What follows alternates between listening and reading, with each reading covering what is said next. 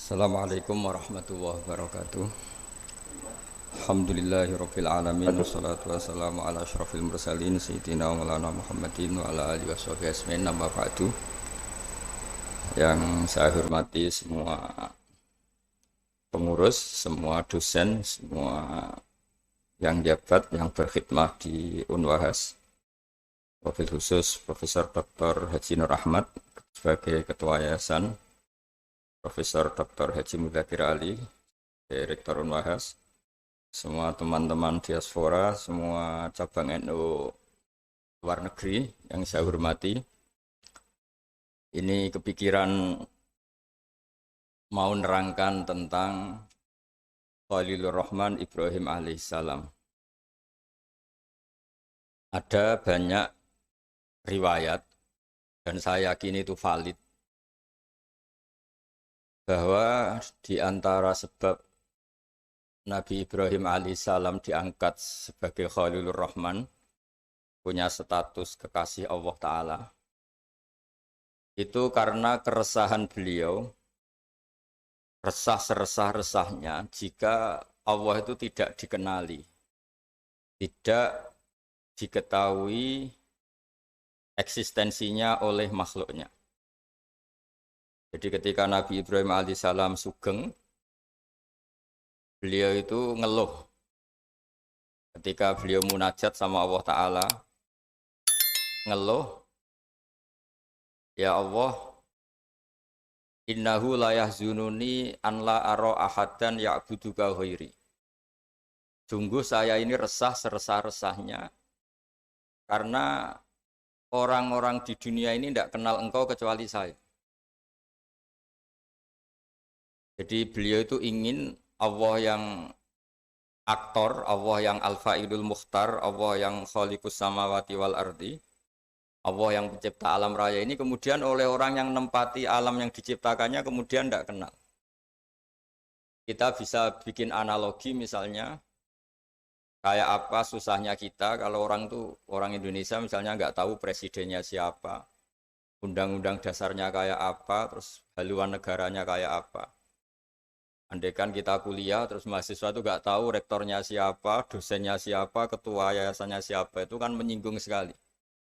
Nah ini orang-orang nempati buminya Allah, kemudian tidak tahu yang menciptakan siapa, terus mereka tidak peduli dengan yang menciptakannya. Itu yang bikin Ibrahim resah seresah-resahnya. Ya Allah, ini tidak fair. Mereka nempati bumi engkau, kemudian tidak tahu engkau ini siapa. Mereka pakai air engkau, kemudian tidak tahu terima kasih sama siapa. Terus jadi di antara wiridan itu ya ada yang wiridan seperti itu. Jadi wiridan itu tidak harus baca subhanallah, Allahu akbar. Keresahan itu termasuk bagian dari wiridan, keresahan-keresahan yang baik. Akhirnya sama Allah diangkat ke alam malakut. Ditunjukkan beberapa malaikat, ribuan, mungkin miliatan, yang selalu bertasbih, ada yang selalu bertahmid. Ada yang rukuk terus, ada yang sujud terus, karena malaikat memang dipilihkan salah satu pola ibadah. Baru Nabi Ibrahim itu tenang. Tenang karena zat yang beliau cintai, zat yang beliau puja-puja, ternyata penggemarnya banyak. Pemujanya banyak, meskipun itu di alam langit. Nah, artinya begini, teman-teman di Unwahas juga semua teman-teman diaspora. Kalau kita mencintai Allah sejati, itu keresahan kita ini kalau Allah tidak disembah, kalau Allah tidak diperlakukan sebagaimana mestinya. Kalau kita mencintai Rasulullah SAW, ukuran cintanya itu kalau mutiara-mutiara yang dari Nabi tidak diperdengarkan, tidak diketahui. Kita bisa mendidik manusia untuk tahu misalnya, orang tahu mobil Alphard itu mahal. Orang tahu warung paling favorit di Jakarta itu ini. Orang tahu makanan enak itu ini. Tapi kita gagal mendidik masyarakat misalnya untuk tahu hal-hal yang sebetulnya itu jadi kebutuhan mereka. Apalagi kalau tidak ridhonya Allah Subhanahu wa Ta'ala. Sehingga dalam kitab-kitab tafsir diterangkan ketika Habib An-Najjar akhirnya masuk surga yang di surat Yasin itu. Wajah min aqsal madinati rajulu yas'a itu. Itu pertama beliau masuk surga karena mati dianiaya karena berjuang itu. Ketika qilat khuril jannah. Pertama yang dikatakan apa? Qala ya laita qaumi ya'lamun bima ghafarali rabbi wa ja'alani minal mukramin.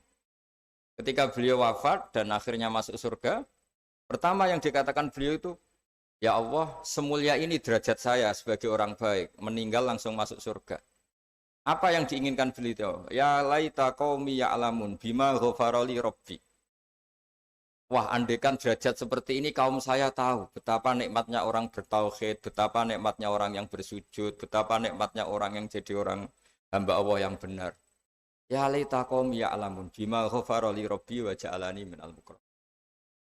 Nah, di sini unggulnya lembaga-lembaga pendidikan, bahas maupun yang lain, bahwa ketika kita pinter jadi profesor, ketika kita pinter jadi doktor, ketika kita pinter jadi kiai, amanat pertama dari Allah itu apa? Kalau orang sudah pinter itu wajib mengajar, wajib mengertikan yang tidak ngerti, minterkan yang tidak pinter, karena nikmatnya pinter ini harus dirasakan orang banyak. Dalam sebuah tafsir Imam Syarawi ngendikan, Rasulullah itu target terbesarnya adalah nikmati hal-hal yang harusnya menjadi kenikmatan abadi. Misalnya umumnya orang itu kan bilang bahwa nikmat itu ya makan yang disenengin, ketemu orang yang disenangi, ketemu acara yang disenengin, yang disukain. Tapi itu Nabi mengajarkan kita, nikmat itu ya sholat. Arifna ya Bilal, tolong saya kasih istirahat dengan sholat. Kita bisa bikin analogi, kalau kita punya problem, pasti ingin ketemu orang yang punya kekuatan untuk menghilangkan problem itu. Kalau kita ingin punya hajat dan ingin solusi, ada solusinya, pasti ingin ketemu orang yang mengendalikan hajat itu, yang bikin solusi. Jawabannya, siapapun makhluk itu pasti punya keterbatasan. Siapa yang tidak punya keterbatasan itu? Hanya Allah Subhanahu wa Ta'ala. Hingga ketika Nabi banyak problem, ketika ada banyak masalah, karena Rasulullah idza hazabahu amrun badara ila sholat. Nabi itu kalau sedang punya banyak masalah, pasti cepat-cepat sholat. Jika dikatakan wasta'inu bisobri wassalah. Kamu minta tolonglah dengan konsisten sabar dan minta pertolongan dengan sholat.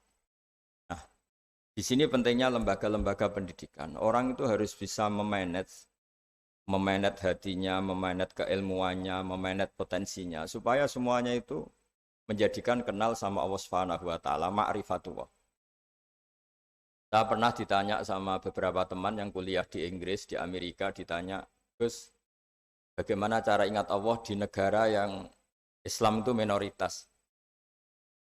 Saya pas itu menjawab, jika Anda kagum sama negara Swiss maupun Amerika atau negara manapun, karena sistemnya kamu anggap bagus, kamu anggap ideal, tetap saja semua sistem ini berjalan karena ada bumi yang dipakai pijakan. Ada air yang dipakai minum. Ada oksigen yang bisa dihirup. Tanpa itu semua nggak ada gunanya sistem yang baik. Sehingga urusan pertama utang jasa kamu pada Allah yang bikin bumi kamu pakai pijakan, yang bikin air yang pakai kamu minum, bikin oksigen yang kamu hirup. Jika utang jasa hubungan kamu itu nomor satu tetap sama Allah Ta'ala. Baru kedua dengan hubungan makhluk. Nah ini penting supaya orang tahu bahwa nomor satu dari semua itu ya tanazzalul amru bainahunna li ta'lamu annallaha ala kulli syai'in qadir wa annallaha qad ahata bi kulli syai'in ilma. Jadi penciptaan langit bumi dengan segala proses sosialnya, dengan dinamikanya, semua itu pelajaran li ta'lamu annallaha ala kulli syai'in qadir, supaya kamu tahu bahwa Allah itu Maha Kuasa. Jadi saya tidak bisa ngasih tausiah banyak-banyak, tapi saya pastikan di antara ciri khas orang benar, orang baik, itu resah kalau satu ilmu itu tidak tertransformasi, tidak tersalurkan kepada yang lain. Jadi misalnya nikmatnya sujud, nikmatnya tauhid, nikmatnya ma'rifatullah, itu semua nabi itu ingin disampaikan. Sehingga ciri utama nabi itu tabligh. Tabligh itu menyampaikan kebenaran kepada umat.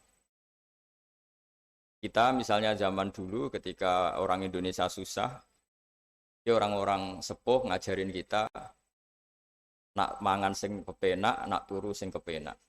Dulu maksudnya kowe aja mangan nak gak lesu banget. Kamu jangan makan kalau tidak terlalu lapar. Jadi ketika nafsu mengatakan makan enak itu sesuai selera, tapi kearifan mengatakan enggak. Yang menjadikan makanan enak adalah kita makan kalau lapar. Ibarat orang puasa makan tempe, sama orang yang sudah kenyang makan sate itu enak orang puasa makan tempe karena lapar. Sementara yang makan sate, makan pizza sudah kenyang sehingga tidak enak. Terus tidur yang enak, maksudnya jangan tidur kalau tidak terlalu ngantuk. Nah, ilmu-ilmu seperti ini, seperti idamuhu alju. Ketika dulu ada ulama yang makanannya sederhana ditanya, lalu lauk kamu itu apa? Idamuhu alju. Lauk kami adalah lapar sekali. Itu kearifan. Jadi orang menjadi nyaman makan itu bukan karena menunya sesuai favorit kita, tapi karena alju. Sangat laparnya, sehingga nikmat betul makan itu. Nah, kearifan-kearifan seperti itu dulu semua nabi, dulu semua rasul, semua ulama, semua wali keinginannya kebenaran itu ya laita qaumi ya'lamun bima ghafara li rabbi wa ja'alani minal mukramin. Jadi yang dikatakan kebaikan itu adalah satu ilmu, satu keyakinan, satu pengalaman baik supaya ini dirasakan oleh orang lain. Jangan merasa kebenaran itu milik kita lalu kita nikmati sendiri, tidak boleh, itu egois. Semua nabi itu dalam ilmu tafsir dijelaskan nabiyun itu dari kata nabiun, orang yang memberitahu. Makanya ini betapa mulianya tugas para kiai, para ulama, para dosen, para pengampu ilmu. Karena ciri khas nabi itu mengertikan. Sehingga Quran itu diulang-ulang, waskur akhoat i'lamu.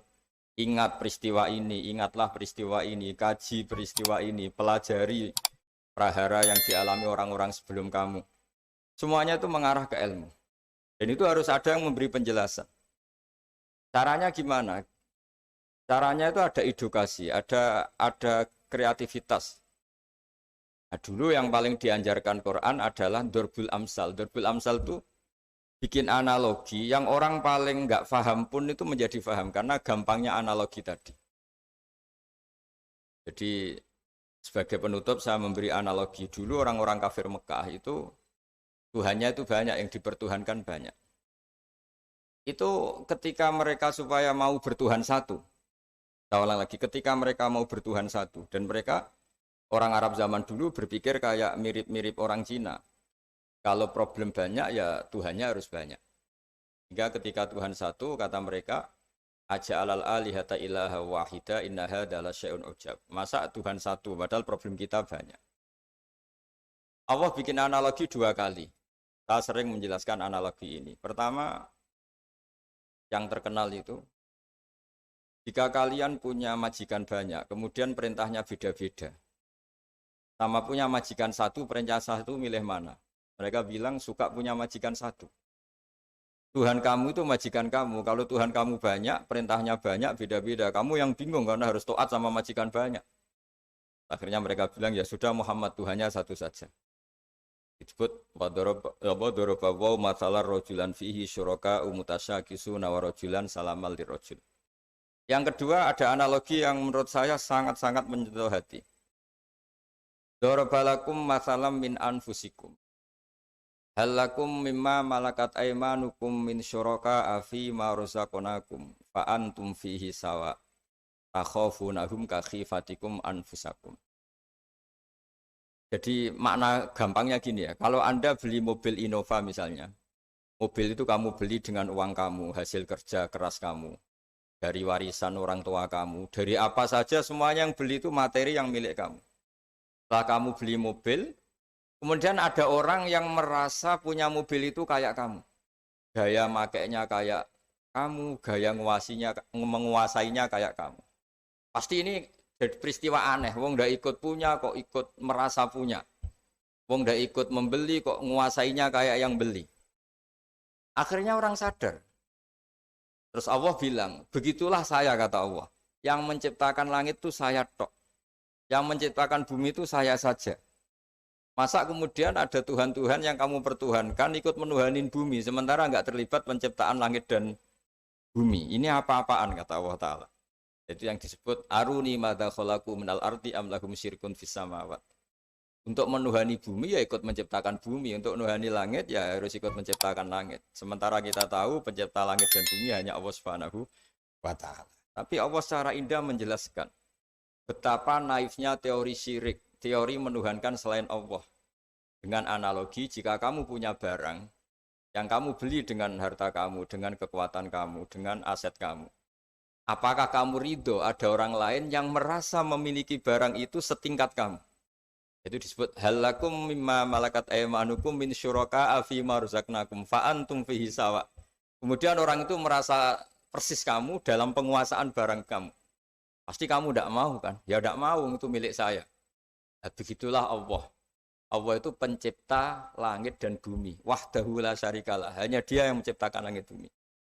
Masa yang tidak ikut menciptakan langit bumi kamu pertuhankan setingkat Allah?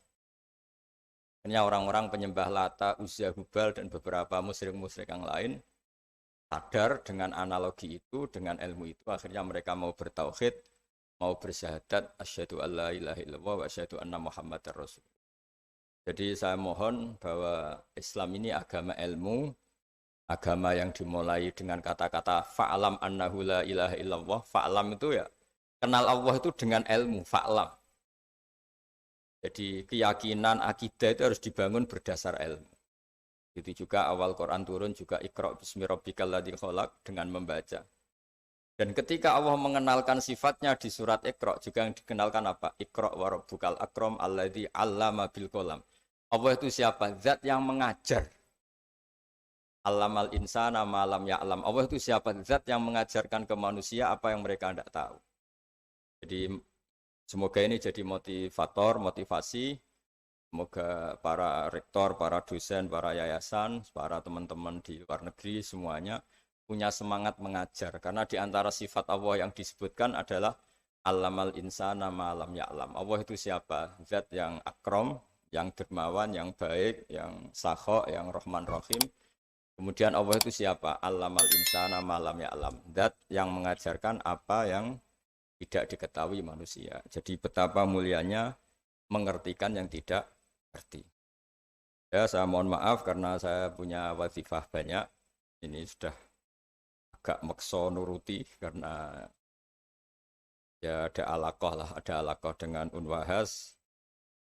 Karena saya juga pengagum Gus Wahid. Saya punya buku tentang Wahid, punya buku banyak tentang beliau.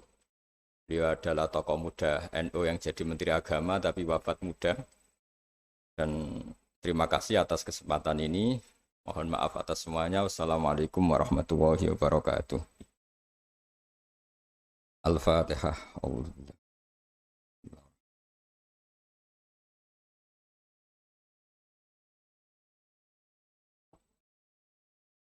Gus Baha dipun aturi berdoa. Bismillahirrahmanirrahim. Nahmaduka ya ghafuru ya syakuru masalli wa sallim ala sayyidina Muhammad sallallahu alaihi wasallam asma'in. Allahumma ja'alna ya Allah mutawadina fika mutahabina fika mutabadilina fika mutanasirina fika. Wa ja'al amalana ya Allah khalisatan li wajhikal karim.